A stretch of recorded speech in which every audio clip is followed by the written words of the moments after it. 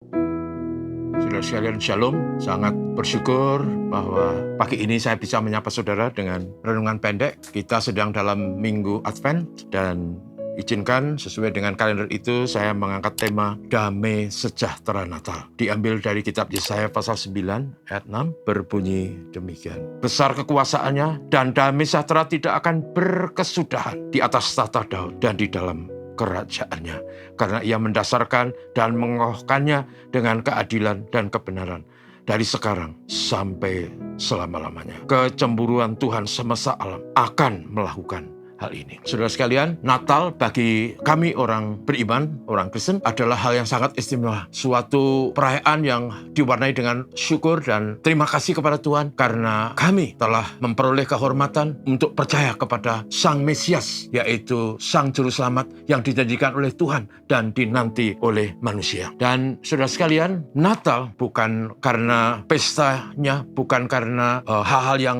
meriah yang membuat Natal itu istimewa, tapi Natal adalah karena pada saat Yesus datang, Sang Juru Selamat datang itu, maka Yesus datang supaya dia membangun kembali, merekonsiliasikan antara manusia berdosa yang jahat dan bejat dengan Sang Pencipta yang Maha Kudus. Dengan cara Yesus menebus dan membayar lunas atas segala dosa-dosa kita. Dan dengan itu, saudaraku, maka segala dosa dan salah kita diampuninya. Dengan itu, saudaraku, maka relasi atau hubungan kita dengan Tuhan dipulihkan menjadi baik. Dan kalau hubungan kita menjadi baik dan dosa kita diampuni, maka saudaraku, kita mengalami ketentraman, kedamaian, damai sejahtera Natal itu nyata. Karena itu, saudaraku, kita harus bisa mengerti mengapa ada damai sejahtera Natal. Karena teks kita berkata bahwa damai sejahtera Natal itu, damai sejahtera itu akan ada di tahta Daud dan tak akan berkesudahan.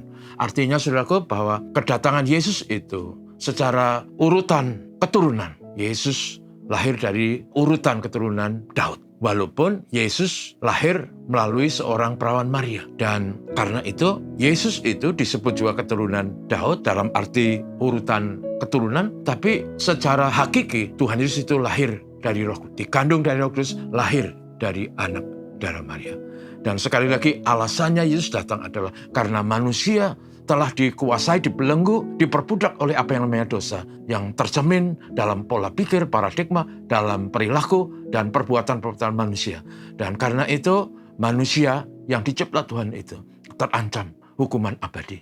Allah Maha Kasih dan ingin memberi solusi. Maka solusi yang diberikan itu dinubuatkan oleh Nabi Yesaya tadi tentang kedatangan Sang Mesias, yang di dalam Yesus ada pengampunan dan hubungan dipulihkan. Sehingga di dalam Yesus, saudaraku, maka orang yang diampuni, orang yang telah dipulihkan relasinya dengan Tuhan, mengalami apa yang namanya damai sejahtera. Damai sejahtera itu menjadi impian manusia dari zaman ke zaman. Damai sejahtera itu menjadi kebutuhan paling hakiki karena itu menyangkut hati dan jiwanya. Memang manusia perlu makan, memang manusia perlu tempat tinggal, memang manusia perlu ini dan itu. Tetapi ada kebutuhan hakiki dalam hati yang tidak bisa diingkari, yaitu damai sejahtera. Dan Natal itu, saudaraku, adalah pengharapan atau janji yang diberikan Tuhan melalui Nabi Yesaya akan datangnya damai sejahtera yang tak berkesudahan di atas tahta Daud. Karena itu, dalam perspektif ini, saudaraku, maka kita yang percaya akan dan seharusnya mengalami damai sejahtera.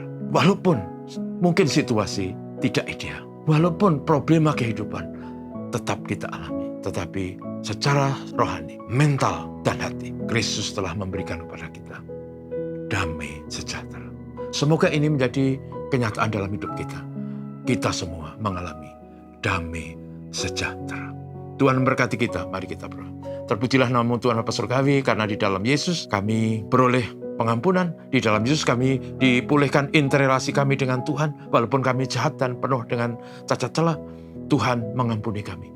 Dan dengan itu kami merasakan suatu suasana hati yang nyaman dan tentram. Ada damai sejahtera karena kami diampuni. Kami bahkan diangkat oleh Tuhan menjadi anak-anaknya.